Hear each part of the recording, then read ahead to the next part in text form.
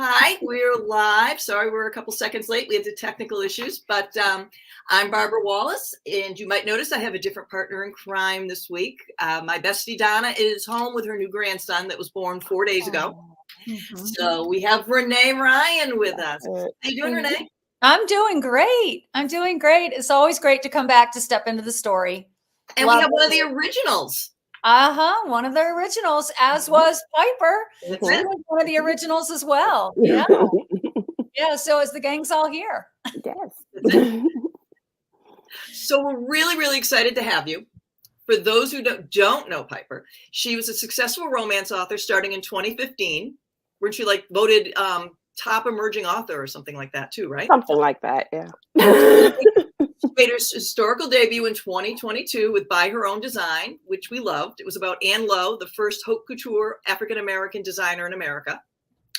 And her latest book is called American Daughters, which is based on the friendship between Portia Washington and Alice Roosevelt. And here we go. Critics have called Piper one of the best biographical fiction writers on the market today. Oh. And Essence Magazine listed American Daughters as one of the must-read books for 2024. So, hi, Piper. Hi, how are you guys? So good to be here with you guys. Thank you so much. We're so excited to talk to you today. And especially, I read the book and then I got the audio and listened to it. And I'm always interested in, and we'll get to that in a minute, or we'll get to my other question in a minute, but how much did you have in picking, how much say did you have in picking the narrators? The only selection that I had in terms of that was that I had told William Morrow I was hopeful, although this seems to be happening more and more now, that I wanted two narrators, one white, one black. Yes. It seems like, and I don't know, the bigger books or whatever, sometimes they have a cast of thousands doing these audio books these days, but I'm a submitless author, so I didn't know if they were going to listen to me or not. But that was my only request. This time I didn't have someone in mind pointedly as I did with By Her Own Design. So what they did is they usually do is they send you a couple, of samples for each or whatever, and you listen and you pick. And that's, okay. Yeah. Okay, that's how they do it with me. But I just wanted to know because they were so perfectly chosen for their. Have you heard the audio? I thought that they did a really good job. I've heard part of the audio. I've not heard all of it because inside I cringe. Hearing your own words. I can't do it. I don't have the courage to listen. Yeah, so yay. It was great. Well, just from me. I've heard some of it, but not all of it. So good. No, they did a wonderful job. Yes, and sometimes I don't know if this happened to you or not. They'll send you a nice little note saying how they enjoyed, doing it or whatever. So that's always nice to get to. Maybe everybody gets that. I don't know, but it's not something they have to say. It's a gig, So Yeah, I bet they don't always send it because they probably do things that they probably had books that they didn't like that they had to read because it was, like you said, it was a gig. So when it's something pleasurable, you tell them. Yeah. So that's a great compliment. Yeah, for sure. Cool. Yeah. So I thought, as I was reading it, and I have to say, your book about Anne Lowe was probably one of my favorite books I've read in a really long time, and it still sits on my. These are the stars that I want to emulate one day and become that kind of writer. And that was that book. I mean, you just blew me away with that. And so I didn't know what to expect with this one. And while it's different, I see the brilliance and I feel like you did exactly what you needed to do with this one versus you did exactly what you needed to do with the Anne Lowe, By Her Own Design. And I feel like they really are two different books. I'm not reading the same author. Oh, there she is writing the same book. Your voice changed in a good way. And it was so meticulously researched. And I know there's been, I do this while I'm listening to you. I'm looking up, who is Alice Roosevelt? Who is this Portia? And Alice, it's pages and pages of information. And Portia, there's the same picture of her everywhere. Yeah. The view, with her dad. And so for our viewers, Alice is Alice Roosevelt, Teddy Roosevelt's daughter, the president. And then Portia is Portia Washington Pittman, but Portia Washington, who is Booker T. Washington's daughter. And so, I know you went all the way back to the 1830 census. Can you just kind of walk us through a little bit of how you ended up researching her? Because I know with Anne Lowe, it was similar. There's just not a lot of documentation on these wonderful women's lives. So how did you find her? How did you discover her? Well, comparatively speaking, though, compared to someone like my great grandmother, who I refer back to, somebody who was brought up in that part of Alabama where it's that same sort of contiguous part of Alabama where both Anne Lowe and Portia hail from, even though it's like they're about 15-ish years apart in age, but it's still the same kind of, compared to somebody like my great grandmother, there's a lot more on Anne Lowe and Portia to do, to be able to deal with, to be able to use as what I call the tent poles of story in terms of that. So for, a typical, like you're saying about Alice, who has multiple biographies, multiple, things about her written, reported in the news. She was Princess Alice, for goodness sake. And as she said herself, she was celebrity in the United States before Hollywood came. So at that point in 1901, when Teddy gets into office after the assassination of McKinley, there is no Hollywood yet. So everybody kind of gloms onto her and writes songs, and her color becomes a color that people start wearing, and all of this other. She's like, influencer of the first order, you could say such a thing existed in terms of 1901. It was almost the embodiment of the Gibson girl. It was like you had the Gibson girl archetype out there. Yeah. And then Alice comes along and just kind of fits, which I think was also another way. So you have all of that stuff about her. But as I said, as far as Black women go, there was more to work with. In terms of Portia, like we know definitively when she was born, because it says she was born as the first baby on Tuskegee's campus. So that kind of record, doesn't exist for a lot of people. So from my perspective, and this whole notion too of this a parallel media that exists in this country, still exists in a lot of ways, in terms of what gets covered in the larger world as opposed to what gets covered in the Black community. Yeah. She, is not someone who, Black people didn't know about because of her father. She was, in a flip side version of Alice, was someone that Black people always had their eyes on, in terms of thinking about, well, Booker T. Washington has this kind of philosophy that when he got to fame in 1895, after he gave the speech at the exposition in Atlanta, he has this particular viewpoint about what Black people should be doing. And how does he execute that philosophy via his own children? And of course, most particularly in terms of his daughter. I guess it's a little bit different to talk about sons and what they're going to do. But really, if you have a sense of someone who's going to have to toe the line of expectation, it would be in your daughter, right? So for Alice, she was called upon to do that, is, in your face, and as rebellious as she was, still very much expected and understood, as even in terms of her rebellion, that she was expected to toe the line and find the right kind of prominent, wealthy man to marry. Whereas with Booker T. Washington and Portia, he kind of let her do what she wanted to do and was passionate about. And when I was talking at, when I was in California last week or whatever, and I went out the fact, I said, in that, Portia was almost more privileged than Alice was. And somebody in the audience had her eyebrow went up like this. I don't know, say maybe she hadn't thought about it that way, or that notion was new to her, or whatever. But in that way, that she had something that she enjoyed, that she was passionate about, and to a certain point was allowed to go ahead and pursue that. Yeah, she was. Yeah, got to go to Europe and study with a master, and you know, did her concerts. I mean, yeah, you're right. Alice in some ways was boxed in. That's a really good take on that. Yeah. Had not even thought about that. Yeah. I have to say, I thought both characters were really, really well drawn. And I made the comment to Renee in text this morning. If this book was about two people that weren't, if you just put in two regular people and didn't make them famous, it would still hold its own as a book, because it was very women's fiction driven.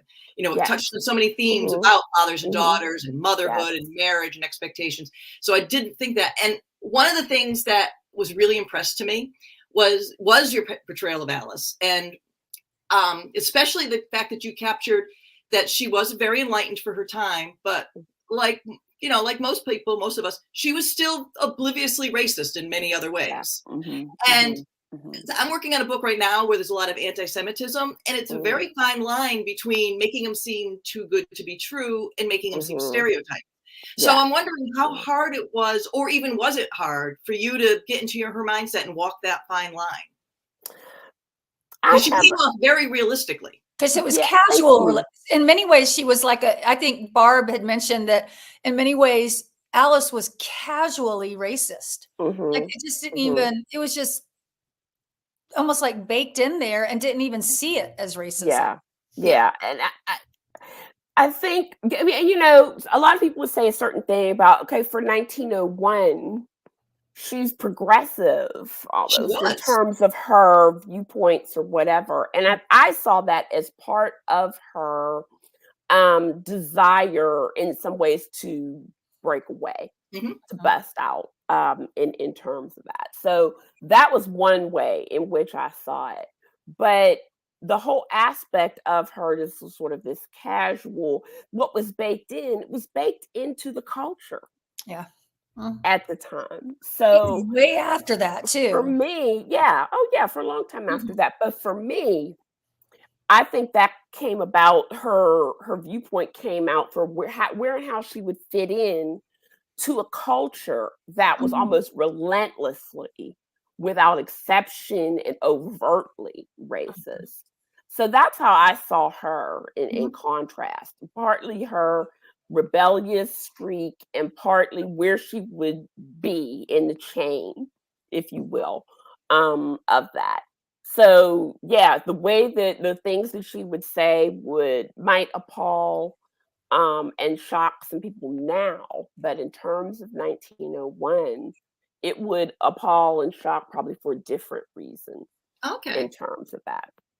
So. Well, and Portia's reaction oftentimes was not what I think, you know, like she didn't feel like it was, what's the word, microaggressions. And like she didn't feel as though she was getting these digs. I mean, to her, it was also part of her culture. This is how people talk about me and refer to people like me. And even like when they were doing the Women's March, how, you know, trying to find her place in that and not being relegated to walking in the back, like all, you know, and I just thought that was the way that you created that felt so real. And it's like you literally plopped us into 1901. You know, through 1917, 20s. And structurally, you know, I wanted to talk a little bit about sort of your narrative style and how it was interesting how we would get Portia for a while, and then you tease us a little, and then we get what was really going on with Alice. You tease us a little about what was happening with Alice, because Portia, their friendship was a long distance friendship. So she would find out a lot of things about her friend through the newspapers, and we would kind of get that snippet. And then we would get into Alice's point of view and then live it through her point of view. And then we would go back and then we'd hear things about Portia as well, and vice versa. And I just found that a really neat narrative style. Did you consciously think that through, or was it just organically that was how the book came to you?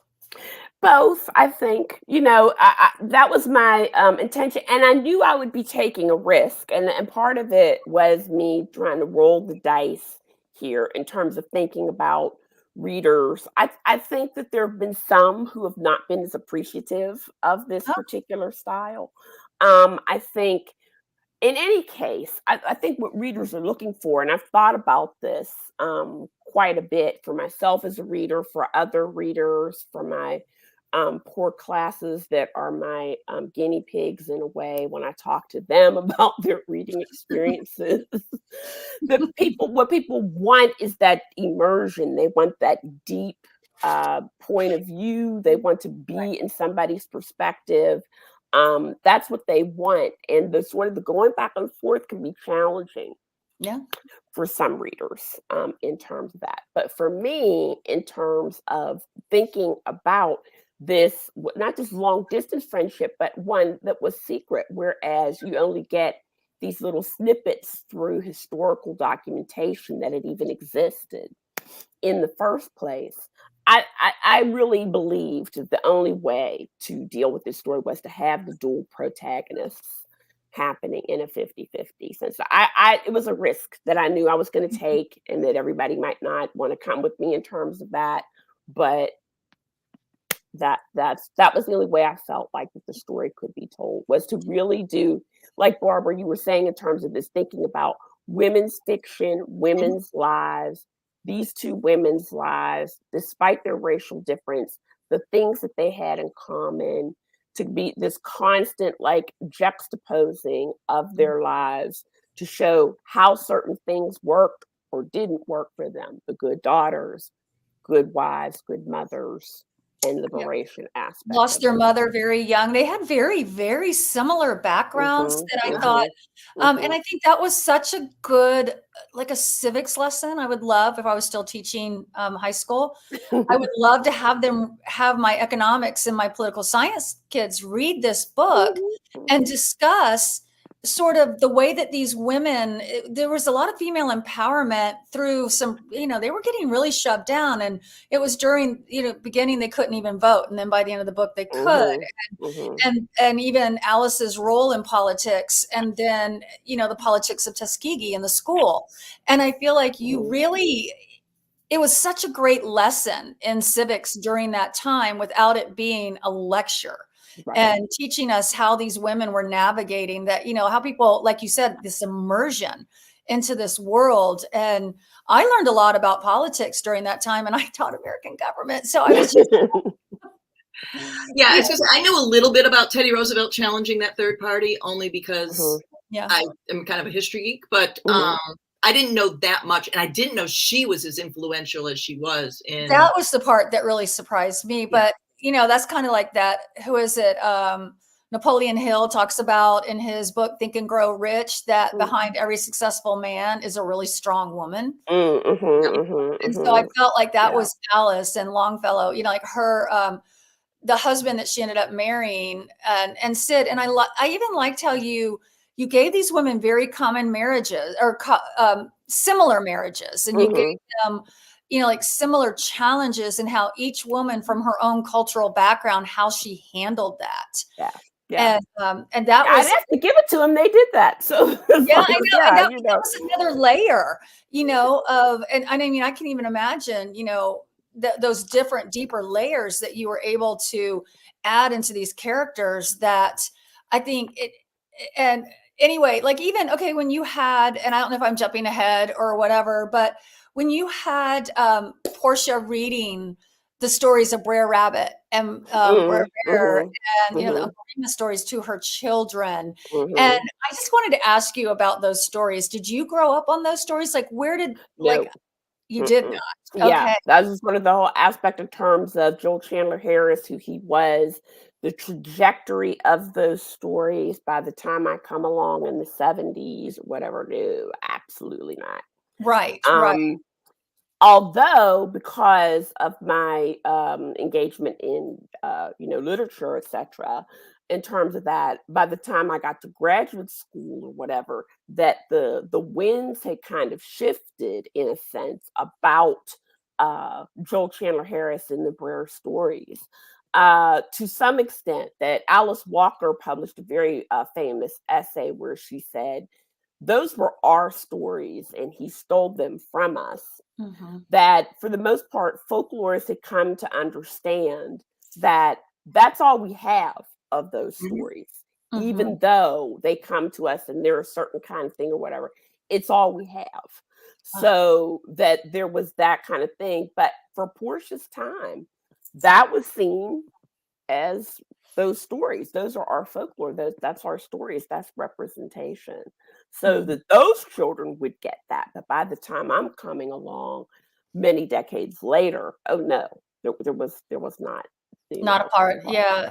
But those are those kind of, and as you know, for the people that are watching that are readers, I think one of the things that I love about all your books is that you took the time to, you're like, oh no, those books aren't, that you could have just never put that in there. You could have just said, you could have made her more, you could have given her more 2024 sensibility and mores, but instead you created a character of her time.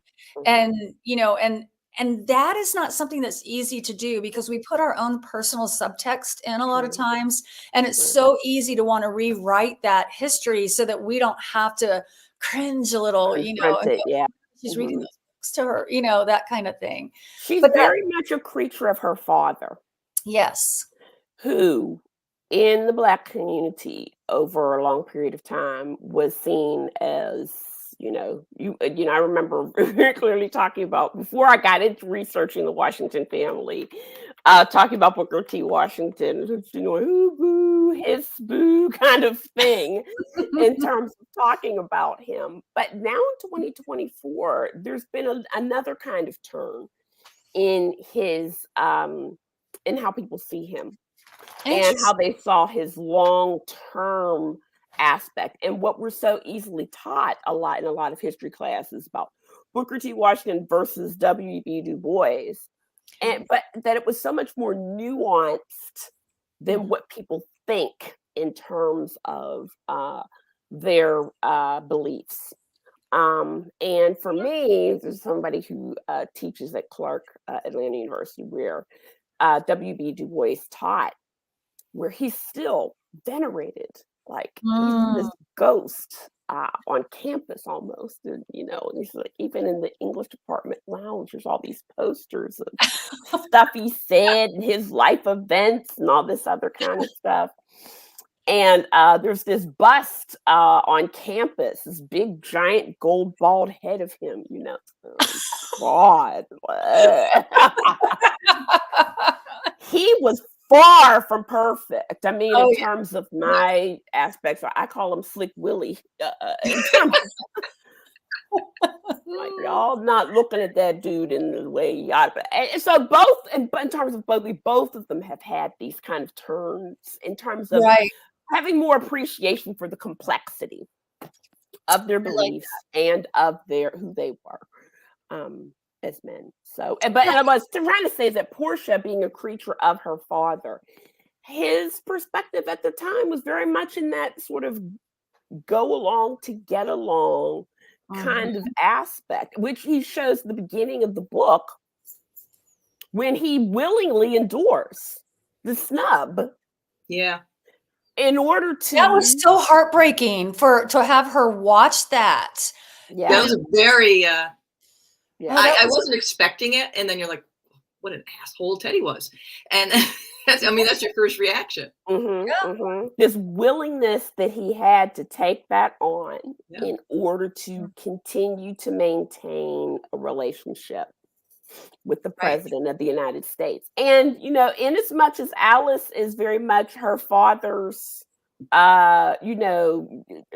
she loves him and wants his attention, wants his love or whatever, which he's not always willing to impart and give to her. She didn't like that. Sort of this whole aspect in terms of maintaining a friendship and a connection with Portia, I think was one of the ways she chose to act out in rebellion against what he did. But it still matters to say, and it still matters to point out that this is secret stuff, that a lot of what I've done in terms of the book has been my fictitious reconstruction of what their friendship would have looked like when we have historical documentation of when it probably began, and the fact that it went on for several decades, Right. Until Portia's death in 1978. So, wow. Yeah. It's brilliant. Really, really brilliant. Thank you. Yeah, I love both your books. So switching gears just a bit, because and this is actually something I've been wanting to chat with you about for a while, and it's just never something I've never hooked up to a place where I could like have a one-on-one conversation. One of the topics that comes up a lot in conferences is you have white historical fiction authors wanting to write unrepresented groups, and the agents and editors are pretty much upfront about discouraging the practice. Mm-hmm. Now, you and I, though, a couple years ago, we were in the same agent editor panel, and you made a comment which was very interesting, which was, don't discourage it, encourage them to partner with an underrepresented author. And I was wondering if you could kind of elaborate on that, because you were the first person. We're seeing it more now with published authors, but I think you meant it also with unpublished, and we have a lot of unpublished authors who listen to the show. And I'd really love for you to elaborate on that idea, because I think it's a really good idea. Yes.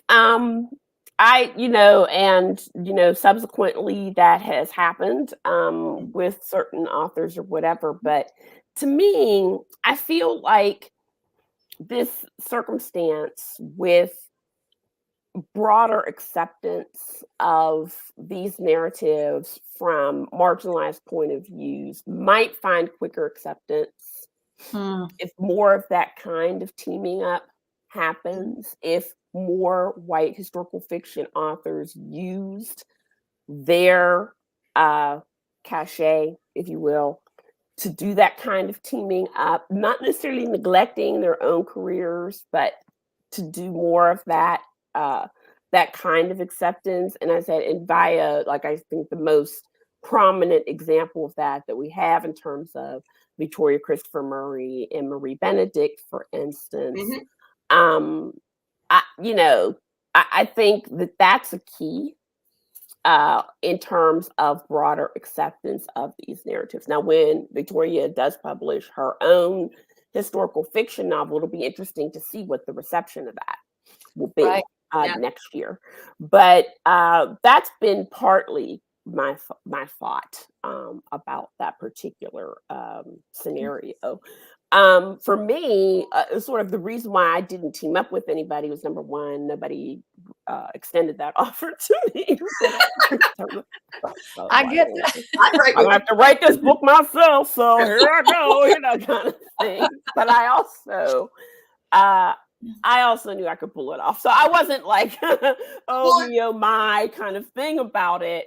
I just, had the feeling, particularly with Alice, like you were saying, Barb, I knew who she was. Yep.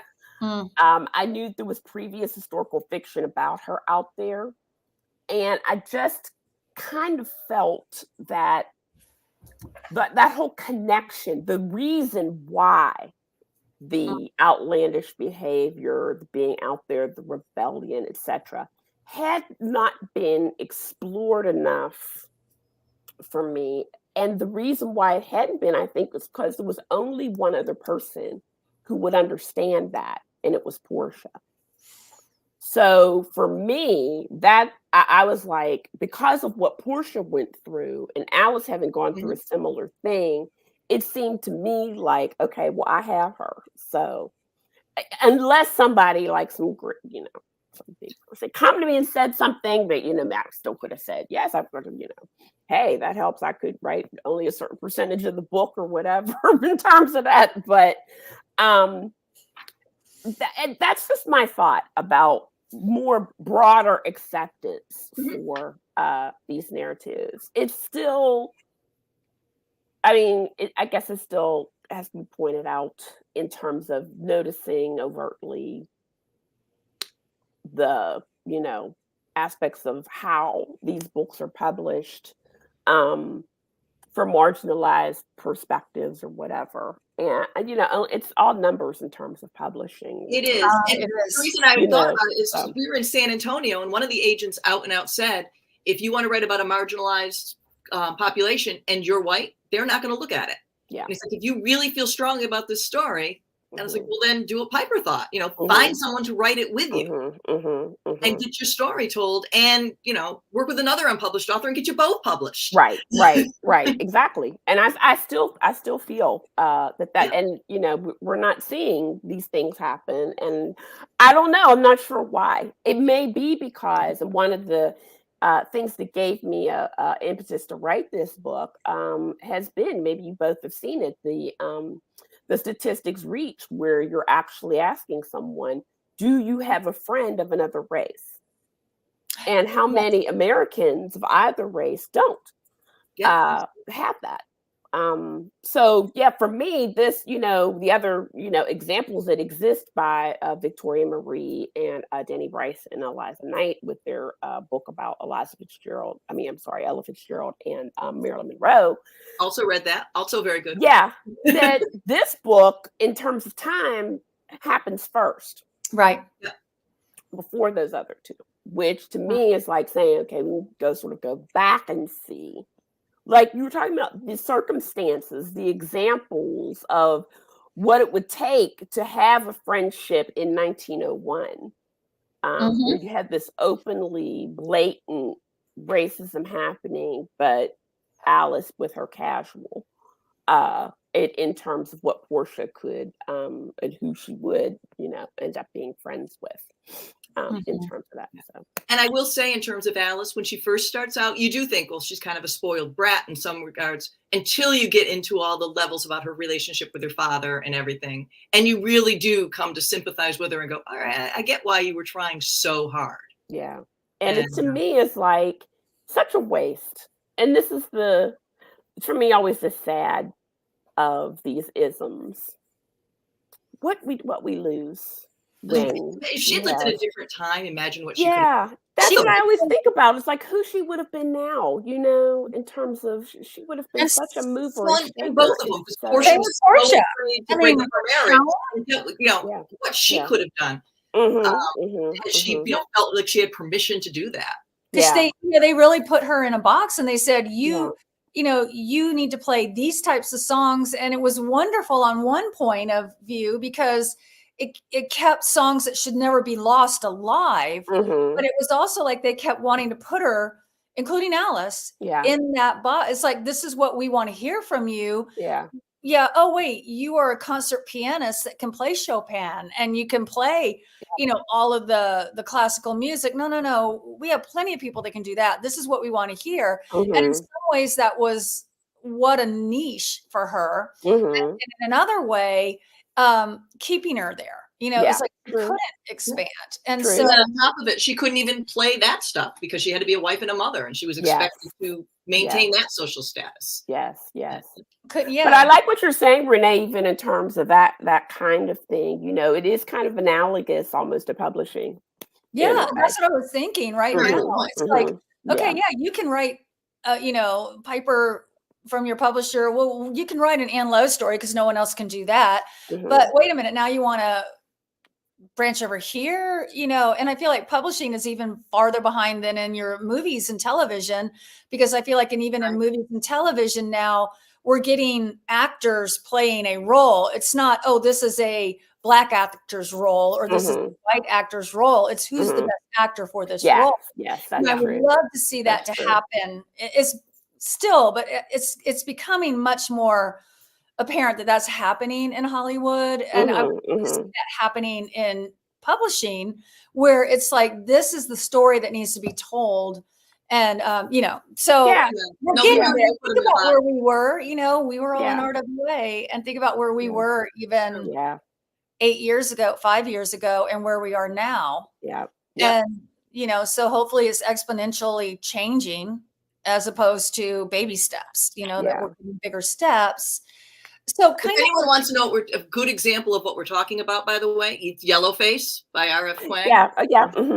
That explains the whole publishing and how they take BIPOC authors and put them in their boxes. And True. But again, Rebecca, she is kind of like a guiding star in terms of some of that. notice what she was writing before, and then she wrote Yellowface. So That's true. And yeah, and it's possible in terms of that. And So, so, yeah. So So we wrap up by talking about a happy topic and talk about books. Yay. So let's wrap up. I wanted to ask, can I ask this question about, because we know, you're a literature professor at the Clark Atlantic University, and everyone, this is Dr. Huguley, not Miss. No, you're just Piper. Or just Piper. I'm not a doctor. I'm not Important that we know this. What is the one book that you would recommend to your students that they must read? A must read. Kindred by Octavia Butler. Okay. Yeah. That book is everything to me in terms of just everything. It has everything. It is everything. It's not that long, so it's stuff for your students. So they will sit through it, long enough to get them to read it. Mm-hmm. Yeah. And tell you not to watch the miniseries because that was not it. But read the book. That would be the one. And you know what? I'm sad to say I have not read it, so I'm going to now. Good. There we go. Good. Yeah, I've read it so much on my e-reader, I had to buy it again. That's how I found out that your e-reader has a certain number of uses with the book. I didn't know that. That's good. Mm-hmm. And I have multiple copies of the hardcover, whatever, but I do like to e-read, and it's like, oh, okay, y'all make me buy this again, huh? Okay, that's fine. Yeah, you were only renting that book. You did not actually buy that book. Yep. That's how they work. The same thing with how auto. they do. Did not know that. All right. So what are you reading now?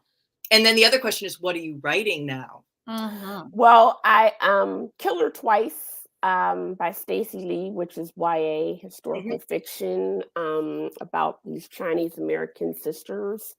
She kind of loosely based one of the murder victim on Anna May Wong.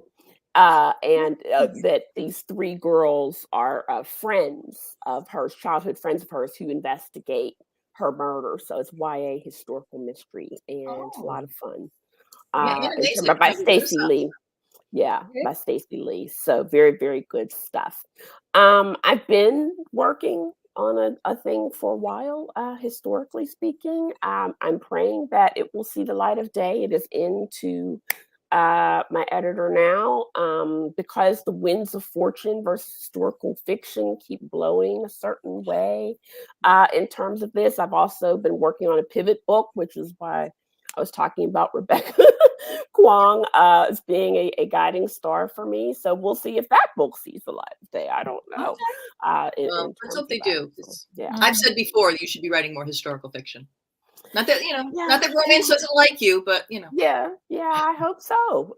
Let's see. As I said, the wheel of fortune, as it spins, hopefully it could be on the upside or whatever. And I've talked to my agent about this. I think, okay, well, if American Daughters doesn't do that well, she's like, well, By Her Own Design has done pretty well. And by the way, I had figured it out in terms of it's in its 5th printing. I was like, oh my goodness, I didn't know that, until I was able to figure that out. That little key in the front of the book is what tells you in terms of that. So I'm pretty thrilled about that. That's really cool. That is awesome. And just well deserved. Like I said, it's just, that's the great thing about the historical fiction versus romance, is that long tail. Yes, they did. Yes, exactly. That my thought was like, oh my gosh, I don't have a new book out every year. So, no, it does. That's romance thinking. That is romance thinking. It does. Historical fiction has this longer tail in terms of that. So even though readers will wait a couple years for your next book. Yes. So do you now have anything coming up in 2025, possibly in 2026, that hopefully American Daughters can work in the same way? Okay. Well, we are thrilled that you were here. I was thrilled to be here. This was awesome. We've been saying we got to get Piper on, and we couldn't. Yeah. We were all booked the year By Her Own Design came out, so now we get you on. Yes. We want you to come back, whether you have a book or not. Maybe you can just come back and be a little guest host with us. I would love that. Yeah. I would love it. So this is your home. Yes. They let me come back every once in a while. I come in and I'm just like, Here she comes. Here she comes. Well, if you ever need me, let me know. Well, we'll let the guest host pick the book so you can introduce us as we go. Okay. All right. That's good. That's good. I like that. Yeah. So now Renee will be back next month because she picked, where did I do with it? I just had it. The Trouble with You by Ellen Feldman, which is about the blacklisting and the Red Scare and the McCarthy trials. Okay. Now I have to look that one up. That is added to my TBR. Yeah. And then later in the month, we have an indie author coming on, Kimberly Sullivan. She wrote Rome's Last Noble Palace, which is like a medieval and present time dual timeline.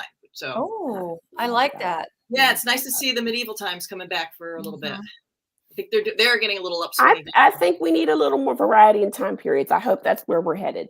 I think we're getting that. Same. As a World War II fiction writer, I just turned in my 4th one, and it's like, okay, can I do something else now? Yeah. Meanwhile, I'm in World War II because we never have enough World War II books. But awesomeness, pure awesomeness. Anyway, thank you again for coming. We will put all the buy links for your books and all the books we've talked about in the show notes. Okay. And people can watch this whenever they want. We're on YouTube at youtube.com/@stepintothestory. And you can also join us at stepintothestory.com. Facebook.com/groups/stepintothestory. And if they have any questions for Piper or anything like that, leave them and we will make sure she gets them when she's out of class. Yeah. Which is now. So yes. Always good to see you. Good to see you guys. Good seeing everybody. Thanks a lot. Bye-bye.